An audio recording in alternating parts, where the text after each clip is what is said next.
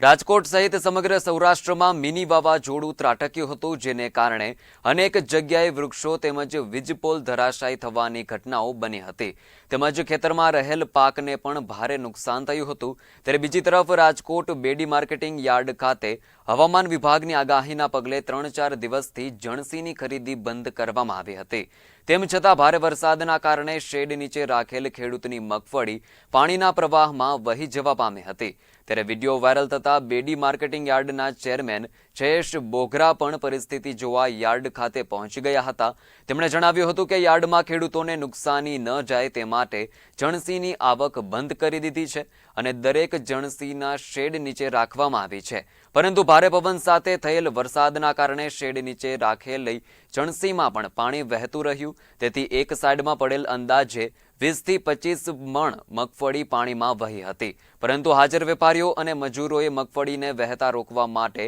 આડશ ઊભી કરવા માટે પણ પ્રયાસો કર્યા હતા, પરંતુ પવન વધુ હોવાથી મગફળી પાણી સાથે વહેતા નુકસાની થઈ છે। હાલ મોટાભાગની મગફળી ભેગી પણ કરી લેવામાં આવી છે, જેથી ખૂબ મોટું નુકસાન થવા પામ્યું નથી તેમ પણ જણાવવામાં આવ્યું હતું।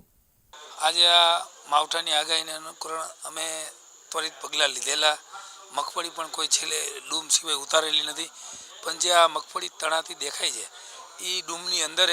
અને ઉપરથી એકાએક ઝાઝો વરસાદ પડ્યો અને જે પાણી આવ્યું એને કારણે 20-25 ગુણી તણાણી હતી અને એ ખેડૂતનો ઢગલો પણ તમે પણ જોઈ શકો છો, પહેલરોય નથી પણ સાઈડમાંથી પાણી ગયું અને જે ખેંચતું ગયું એ અમારા દલાલભાઈઓ મજૂરોએ ભેગી પણ કરી છે,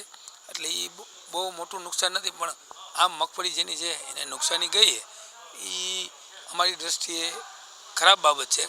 પણ જેટલી તકેદારી રાખવાની હતી બીજી એક પણ જણસીમાં ક્યાંય માલ પલળ્યો નથી અને આ એક જ ખેડૂતની માલનો ઢગલો ડૂમ નીચે જ હતો વેચાવ અને પાણીનો પ્રવાહ એકાએક ઉપરથી આવ્યો એના કારણે આ ધાણા, ઘઉં, તુવેર જે 12 પટમાં ઉતર જણસી સદંતર બંધ કરેલી છે અને જેટલી ડૂમમાં રોજે રોજ વેચાય એટલી જ ડૂમમાં ઉતારતા હતા, એટલે બીજી અન્ય કોઈ જણસીમાં નુકસાની નથી થઈ। આ એક ઢગલા પૂરતી જ જે સાઈડમાં હતો ડૂમની નીચે જ હતો, પણ પાણીના પ્રવાહમાં પોપટા થોડાક તણાઈ ગયા।